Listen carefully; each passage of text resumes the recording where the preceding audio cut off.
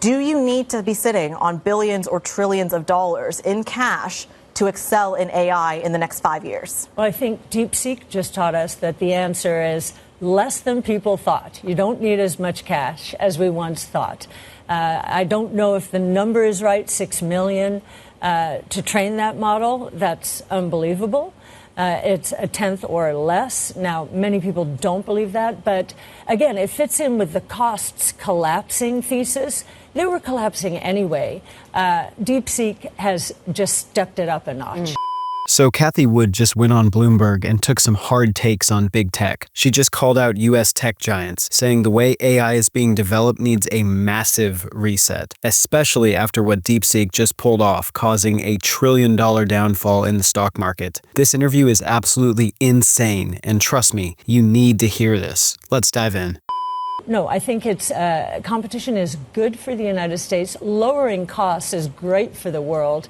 The collapse in the cost of innovation should help all regions of the world. I will say that new productive forces, which was Xi Jinping's new phrase, I think 18 months ago, seems to be showing through right now. Common prosperity was the previous one, and I still think that's in effect. That was more about margins. This is about innovation. So we're looking more closely at China now. I want to pick up on China in just a moment, but I want to go back to that point you make about cost of innovation collapsing specifically. That would almost lead to the fact that perhaps it brings down the barriers of entry for mid-cap tech firms or maybe people away from the hyperscalers. But you haven't seen that second level outside of the AI adopters really catch the same bid in the way you see Amazon or Microsoft or even Oracle catch up a little bit. What's the hiccup there if, as you say, the cost of innovation is collapsing? Why aren't some of these stocks reflecting that? Well, I think there's a big debate going on. And if you look at the second, third, and fourth quarter of last year, you look at the mega caps and the rest of the stocks in the S&P 500, you'll see mega caps in the second and the fourth did very well. And the smaller cap stocks did very well, much better than the mega caps in the third quarter. I think there's a little bit of a tug of war evolving here. And if we're right, the most massive concentration in the market in history, worse than the Depression, is probably going to give way to a broader-based bull market. We're seeing that in our portfolios, and it really did start right around, actually, the day after the election. And I think one of the most important things is going to happen is regulations coming down. Even in AI, in the United States, their regulations started to intrude in a technology that is today where the internet was in the early 90s. We don't even know what we have yet. Yeah. We're as excited as back then, but now is not the time to regulate it heavily. Well, I think you've got the president on your side when it comes to that in the States. I want to come back to kind of this idea of the hyperscalers here. You're famous for your beta strategy, especially when it comes to the tech space. I think it's fair to say that the highest beta right now is in some of these tech names, in Nvidia, in Microsoft, in Google. Just looking at some of the moves we've seen in the last 24 hours, not to mention the last 12 months or so. Why not increase your holdings for more exposure to the hyperscalers? Yeah, we do think, we do own Meta and Amazon in our flagship, and we own more of them in our other more specialized portfolios. And in Europe here, we have an AI and robotics fund, and we hold probably most of them because they are going to benefit from the declining cost in AI. And even Meta, who was really the open source leader. The DeepSeek is open source. I think Meta is saying, wait a minute, what's going on here? And they're going to use some of the techniques, the algorithms that DeepSeek has used to improve their own platform. So we're not negative on them. We think that the neglect of the rest of the market has been extreme, and that is going to change. That the strongest bull market out there is a broad-based one. A market favoring 6 or 7 stocks alone is not a strong bull market. And so if we're right, the bull market will strengthen out and gain momentum, rewarding smaller cap stocks than we have seen thus far. You use Meta as a great example. Meta, before they went all in on AI, went all in on the metaverse. And there was a big pull back on some of that investment. Yes. Do you need to be sitting on billions or trillions of dollars in cash to excel in AI in the next 5 years? Well, I think Deepseek just taught us that the answer is less than people thought. You don't need as much cash as we once thought. I don't know if the number is right, 6 million to train that model. That's unbelievable. It's a tenth or less. Now, many people don't believe that, but again, it fits in with the costs collapsing thesis. They were collapsing anyway.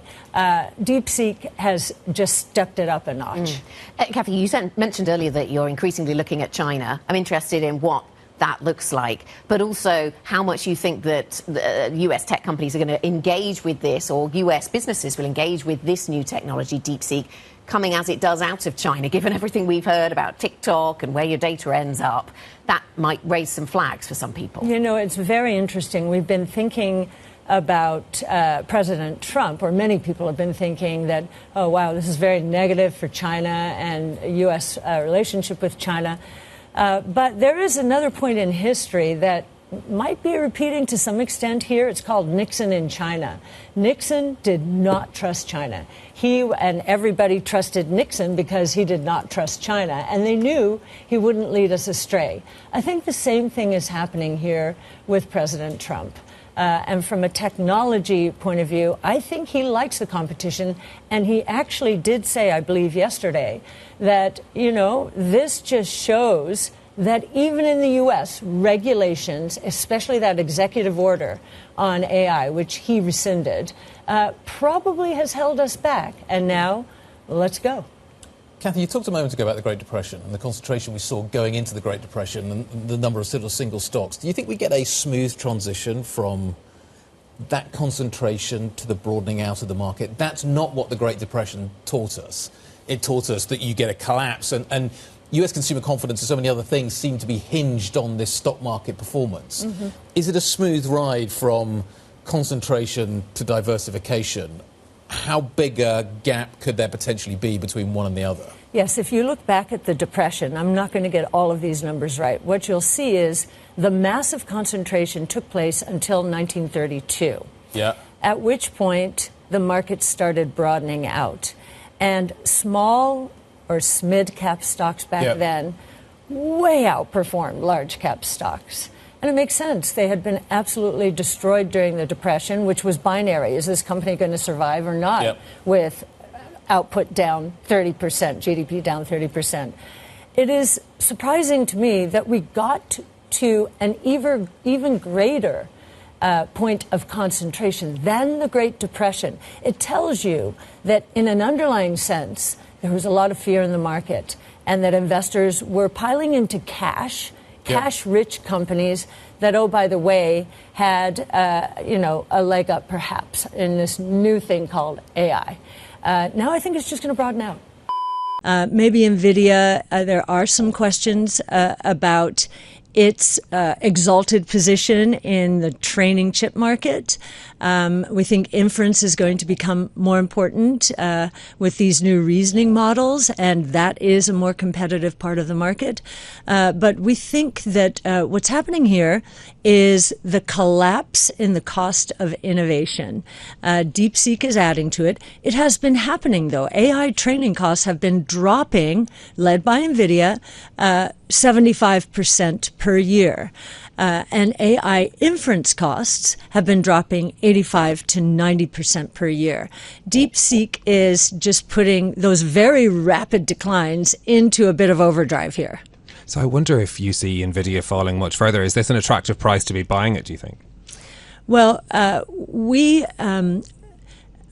own it in some of our portfolios. We are not buying the dip yet. We do want to learn more about DeepSeek and more about how the market or the demand for inference chips might outpace those for training chips. We think the whole area is going to be vibrant. We just think there might be a little bit more of an adjustment to this new reality.